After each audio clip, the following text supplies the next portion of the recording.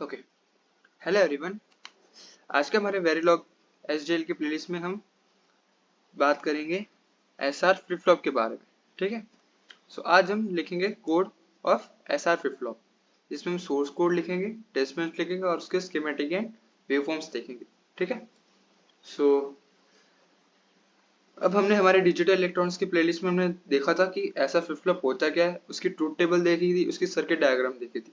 ठीक है, सो उस वो हम थोड़ा याद करके हम यहाँ पर कोड लिखेंगे उसका। ठीक है, सो एसआर फ्लिप फ्लॉप में हमारे पास इनपुट कौन कौन से होते थे, एक तो एस, एक आर और एक फ्लिप फ्लॉप है मतलब कि क्लॉक।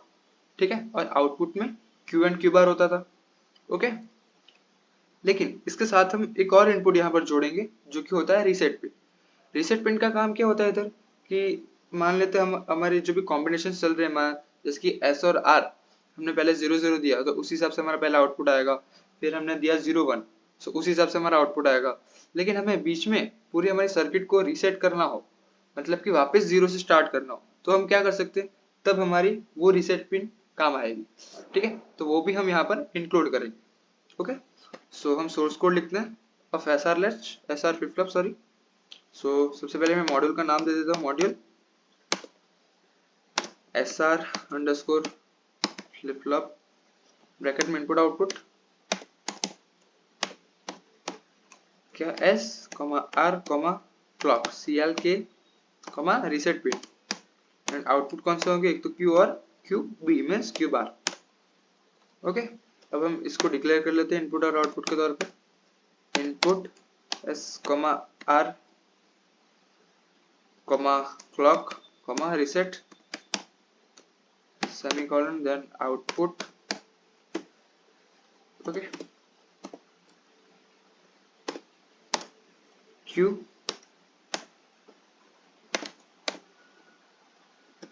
Q bar. ओके, ये लाइन ध्यान रखना, आउटपुट की हमने लिखी है, हमें यहाँ पर वापस आना पड़ेगा आगे। ठीक है, सो ये याद रखता है। ओके, सो अब हमें क्या करना है, इनपुट और आउटपुट तो हमने लिख लिए।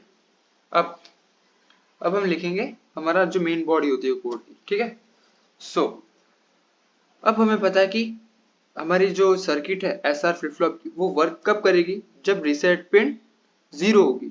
मतलब कि जब रीसेट पिन 1 होगी तब तो पूरी सर्किट 0 पर चली जाएगी। ठीक है, 0 पर ही होल्ड, 0 ही रहेगी, आउटपुट हमारा 0 ही आएगा। सो उसके लिए हम यहाँ पर ऑलवेज ब्लॉक यूज करेंगे। ठीक है, ऑलवेज ब्लॉक का हमने आगे भी यूज किया है, क्यों देखते हैं आगे। ठीक है, लिखते हैं ऑलवेज @ ब्रैकेट। ठीक है, अब हमें पता है हमारा जो एसआर फ्लिप फ्लॉप है वो वर्क कब कब करता है, क्लॉक पर डिपेंड करती है वो चीज। मतलब कि अगर हमारे जो एसआर फ्लिप फ्लॉप है वो अगर पॉजिटिव एज ट्रिगर्ड है, तो जब हमारी क्लॉक पॉजिटिव रहेगी तब ही हमारा फ्लिप फ्लॉप है जो वर्क करेगा। जब हमारी क्लॉक नेगेटिव होगी तब वो वर्क नहीं करेगा। सो उसी के लिए हमने यहाँ पर ऑलवेज ब्लॉक यूज किया है कि हमारा पूरी सर्किट मतलब कि पूरे टाइम के दौरान हमारा जो एसआर फ्लिप फ्लॉप है वो कब कब रन होना चाहिए। सो उसके लिए ऑलवेज @ ब्रैकेट में हम लिखेंगे pos means positive edge of clock. Okay, अब हमें यहाँ पर थोड़े पॉसिबल कॉम्बिनेशंस लिखना है, इसलिए हम जैसे टेस्ट बेंच में हम बिगिन लिखते थे वैसे यहाँ पर भी हम बिगिन लिखेंगे। ठीक है, सो हमने क्या देखा कि हमारा एसआर फ्लिप फ्लॉप वर्क कब करेगा, जब रीसेट पिन 1 होगी, सॉरी रीसेट पिन 0 होगी। ठीक है, रीसेट पिन अगर 1 हुई तब तो हमारा जो पूरा एसआर फ्लिप फ्लॉप का आउटपुट है वो 0 हो जाएगा। सो जब रीसेट पिन 0 होगी तब हमारा फ्लिप फ्लॉप वर्क करेगा। सो उसके लिए हम यहाँ पर यूज करेंगे इफ स्टेटमेंट कि इफ ब्रैकेट में RST रीसेट, इसका मीन्स क्या हुआ कि RST if RST is true, RST is true. Okay, तब क्या होगा, Q क्या हो जाएगा 0। ठीक है, RST is true means RST equals to 1, तब हमारी Q की वैल्यू क्या हो जाएगी 0। ओके, यहाँ पर हमने नॉन ब्लॉकिंग असाइनमेंट यूज किया है। क्यों? क्योंकि हमने यहाँ पर ऑलवेज ब्लॉक यूज किया है, ठीक है, इसलिए यहाँ पर नॉन ब्लॉकिंग असाइनमेंट का हमने यूज किया है, ठीक है। सो क्यू इक्वल टू 0 कब? जब रीसेट ट्रू होगा, मतलब कि रीसेट पिन 1 होगी, ठीक है। अब एल्स क्या होगा? एल्स जो भी हमारा जो मतलब कि रीसेट पिन 1 है, एल्स मीन्स रीसेट पिन अगर फिर सभी पॉसिबल कॉम्बिनेशंस में 0 होगी, तब हमारे पास एसआर के पॉसिबल 4 कॉम्बिनेशंस बनेंगे, ठीक है। सो उसमें हमारे पास इनपुट्स कितने हैं? एक तो एस और आर 2 है। सो उसके लिए हम यहाँ पर केस स्टेटमेंट यूज करेंगे, केस कीवर्ड या टर्म बोलो, केस कीवर्ड यहाँ पर हम यूज करेंगे। हमने हमारी एक और आगे की वेरिलॉग की वीडियो में हमने केस स्टेटमेंट यूज किया है। क्यों किया? क्योंकि केस में अगर हम एक या एक से एक वेरिएबल हो तो हम सीधा कॉम्बिनेशंस लिख सकते हैं, लेकिन एक से ज्यादा अगर इनपुट्स आ जाए और उसके कॉम्बिनेशन लिखने की बारी आए तो हम केस कीवर्ड का यूज करते हैं, ठीक है। सो केस ब्रैकेट में हम लिखेंगे जो भी हमारे इनपुट्स हैं, मतलब कि जो भी वेरिएबल है, ये हम लिखेंगे कर्ली ब्रेसेस में, ठीक है। So S comma R curly braces over, और जो हमारा मेन जो स्मॉल ब्रैकेट होता है वो तो हमें करना ही है, ठीक है। अब जाके हम हमारे पॉसिबल कॉम्बिनेशंस लिखते हैं, ठीक है, जैसे कि 2 डैश बी 00, ओके। अब ये करेंगे, देन अगर 00 है तो हमें पता है कि एस आर फ्लिप फ्लॉप कैसे वर्क करेगा। अगर एस और आर की पिन 00 है तो आउटपुट हमारा क्या आएगा? जो भी हमारी प्रेजेंट स्टेट होगी उसको वो होल्ड करेगा, ठीक है। Means Q assigned Q, okay, कुछ इस तरीके से आएगा। मतलब कि अगर एस और आर की वैल्यू 00 हुई तो क्यू मतलब कि नेक्स्ट स्टेट हमारी प्रेजेंट स्टेट ही रहेगी। देन अगर हम लिखे कि 2 डैश बी 01, इसका मतलब क्या हुआ कि हमारी रीसेट पिन 1, रीसेट पिन 1 मतलब हमारा आउटपुट क्या हो जाएगा? 0। So Q non blocking assignment क्या हो जाएगा? 0 means 1 dash B 0, okay, semicolon. Then अगर हमारी एस और आर की वैल्यू 10 हुई तो क्या होगा? क्यू 1 हो जाएगा। So Q equals to 1 dash B 1।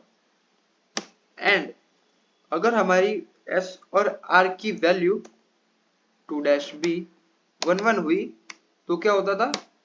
Invalid state जिसको हम बोलते थे। सो उसके लिए हमारी हाई इम्पीडेंस स्टेट आ जाएगी। सो क्यू असाइन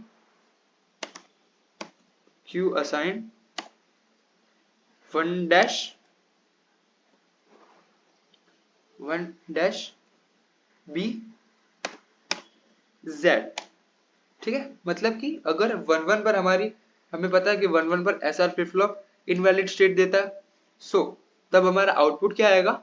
जेड, मतलब कि हाई इम्पीडेंस, ओके।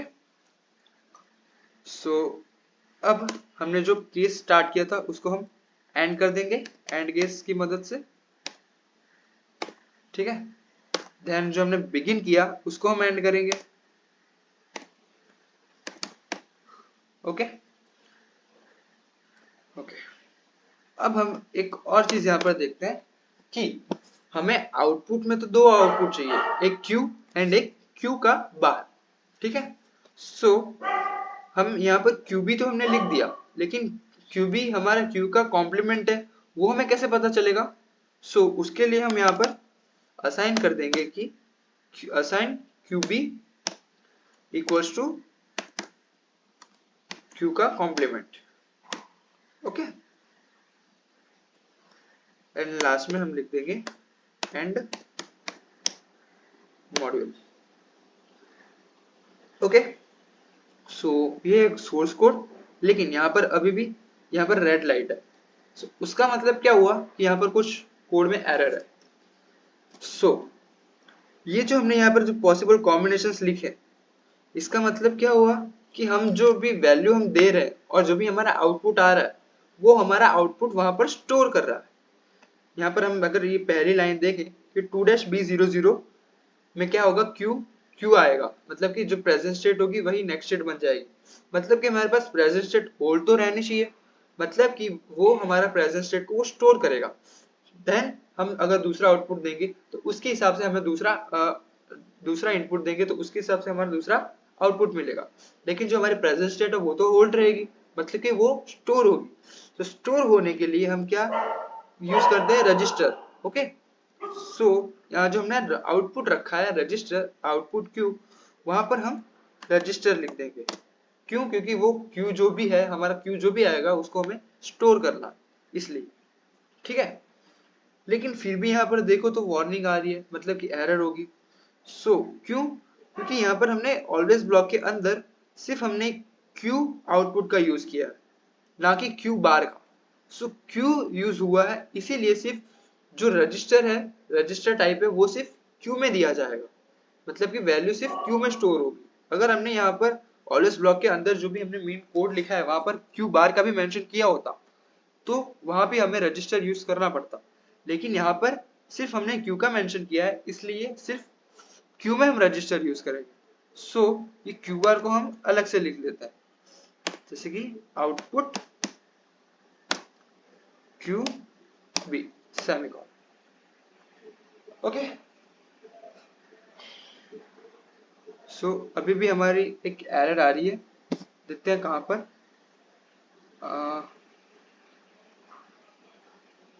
असाइन हमने किया है Q B equals to,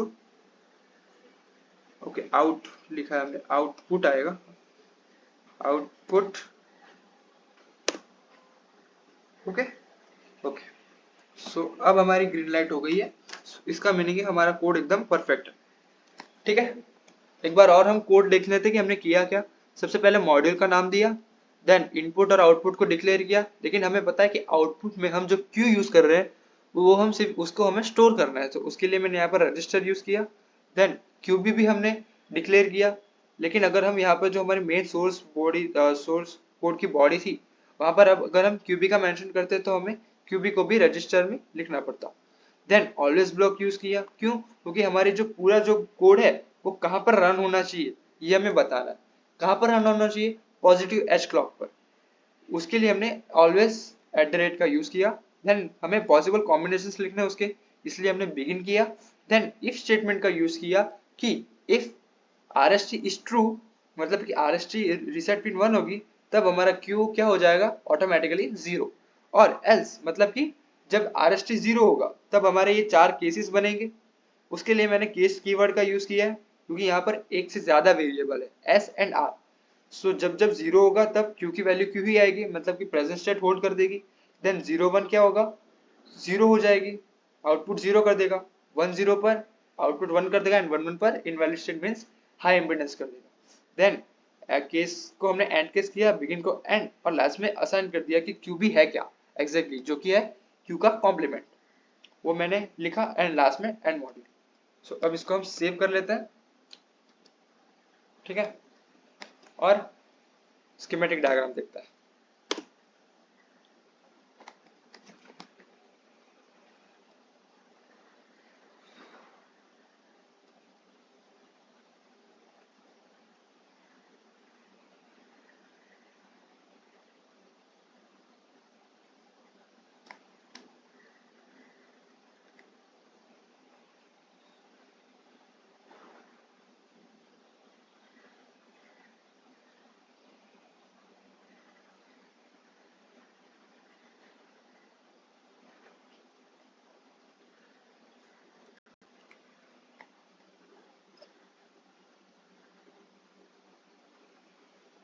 okay, सो ये हमारी स्कीमेटिक डायग्राम।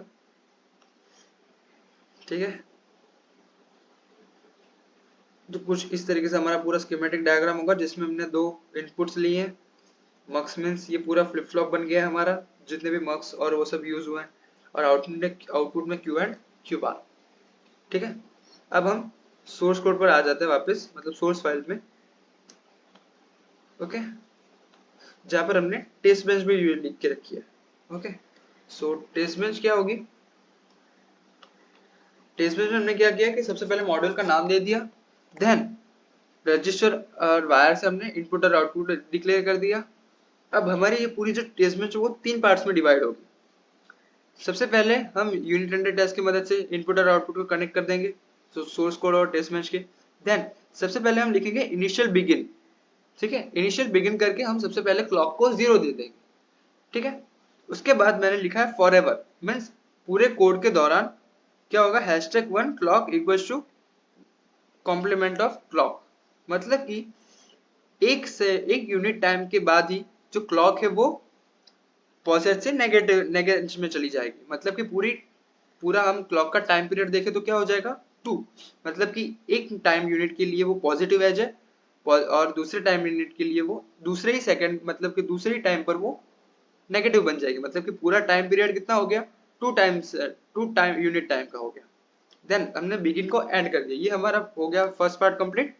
देन हमने वापस इनिशियल बिगिन किया, तब हमने क्या किया कि सबसे पहले रीसेट को पिन हमने 1 कर दिया, मतलब कि हमारी जो भी सर्किट है वो कहां पर आउटपुट में हमारा हमें क्या देगी, 0 देगी। देन 2 टाइम यूनिट के बाद मैंने उसको वापस रीसेट 1 से 0 कर दिया, तब जाके हमारे वापस बाकी जो कॉम्बिनेशन है वो हम लिख पाएंगे, ठीक है। देन हमने थर्ड पार्ट में इनिशियल बिगिन किया मैंने वापस, और वहां पर मैंने पॉसिबल 4 कॉम्बिनेशंस लिखे। फिर मैंने जो कि 5 यूनिट टाइम के इंटरवल में थे, और लास्ट में डॉलर फिनिश करके वेवफॉर्म को स्टॉप कर दिया। देन इस बिगिन को एंड किया और एंड मॉड्यूल किया, ठीक है। अब हमने यहाँ पर 3 पार्ट्स में डिवाइड क्यों किया चीजों को, हम चाहे तो ये बिगिन एक इनिशियल बिगिन करके ये clock equal to 0 forever, then ये रीसेट वाला पार्ट, और ये जो 4 कॉम्बिनेशन है वो हम एक में लिख सकते थे। नहीं, क्यों? क्योंकि हम अगर ये सारी चीज सिर्फ एक ही बिगिन में लिख देते और लास्ट में उसको एंड कर देते तो सारी चीज प्रॉपर वर्क नहीं करती। अगर हमने क्लॉक 0 ली है तो कब 0 होने चाहिए, फिर कब जाके हमारे पॉसिबल कॉम्बिनेशन रन करने चाहिए, कब जाके रीसेट पिन 1 होनी चाहिए, वो हमारे आउटपुट में दिखती नहीं। इसलिए हमने सबसे पहले क्लॉक को 0 किया, एंड जो हमें क्लॉक को डिफाइन करना था कि कितने टाइम के बाद, मतलब उसका टाइम पीरियड क्या होना चाहिए, वो हमने एक बिगिन और इनिशियल ब्लॉक में किया, बिगिन और एंड के बीच में ब्लॉक में किया। देन रीसेट के बारे में बात कर ली कि रीसेट पिन पहले 1 होगी, देन 2 यूनिट टाइम के बाद 0 हो जाएगी, वो हमने एक बिगिन और एंड में देख लिया। और लास्ट में हमने जो हमारे पॉसिबल कॉम्बिनेशंस बनते हैं वो हमने बिगिन और एंड में लिखा है, ठीक है। सो इस तरीके से कुछ हम टेस्ट बेंच लिखेंगे और इसको हम सेव करके रन सिमुलेशन करते हैं, जिससे हम वेवफॉर्म देखते हैं।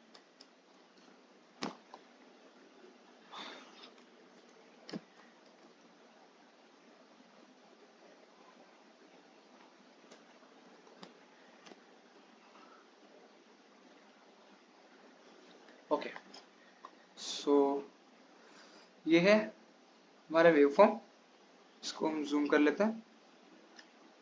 ओके, सो देखते हैं कि अगर हमारी रीसेट पिन 1 है, मतलब कि आउटपुट हम इनपुट हम कुछ भी दे देंगे, हमारा आउटपुट तो 0 ही आएगा। इसलिए यहाँ पर x मींस डोंट केयर के साइन है और q 0 है, q बार तो उसका कॉम्प्लीमेंट मतलब कि सिंपल है कि वो 1 ही मिलेगा, ठीक है। मतलब कि जब रीसेट पिन 1 होगी तो हमारा q 0 मिलेगा, ठीक है।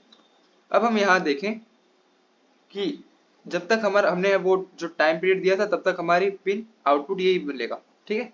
अब यहाँ पर हमने क्लॉक पिन 1 हो गई, तब जाके एस और आर की वैल्यू 0 0 है, तो हमारा आउटपुट क्या 0 ही आएगा। मतलब कि प्रेजेंट स्टेट अगर 0 है तो आउटपुट भी हमारा 0 ही, नेक्स्ट स्टेट भी 0 ही आएगी। ओके, देन अगर हम ये देखें कि यहाँ पर तो हमारा एस की वैल्यू 0, आर की वैल्यू 1 है, मतलब कि रीसेट पिन 1 है, तो हमारा आउटपुट 0 ही रहेगा। मतलब कि रीसेट 1 है तो क्यू 0 होगा। यहाँ पर देखें कि सेट 1 है, मतलब कि आउटपुट क्यू 1 हो जाना चाहिए, जो कि यहाँ पर हो चुका है, और इसका कॉम्प्लीमेंट 0 हो चुका है, ठीक है। यहाँ पर देखें कि दोनों वैल्यू 1 1 हो पॉजिटिव एज पर और रीसेट पिन 0 हो, तो हमारा आउटपुट क्या मिलेगा, हाई इम्पीडेंस, मतलब कि Z मिलेगा, और Z मिल रहा है तो उसका कॉम्प्लीमेंट तो हम कुछ कह नहीं सकते, इसलिए यहाँ पर डोंट कर दिया, ठीक है। सो कुछ इस तरीके से हमारा SR फ्लिप फ्लॉप वर्क करेगा, ठीक है। सो ये था हमारा वेवफॉर्म्स। सो उसके पहले हमने देखा schematic diagram, source code and test bench. ये बहुत इंपॉर्टेंट लेक्चर था हमारे लिए सीक्वेंशियल सर्किट का, जिसमें हमने प्रॉपर क्लॉक कैसे यूज होगी पैरेलल कोड में वो हमने देखा। ठीक है, सो आगे हम ऐसे टॉपिक्स पर कोड लिखेंगे। सो उसके लिए stay tuned and for this thank you so much.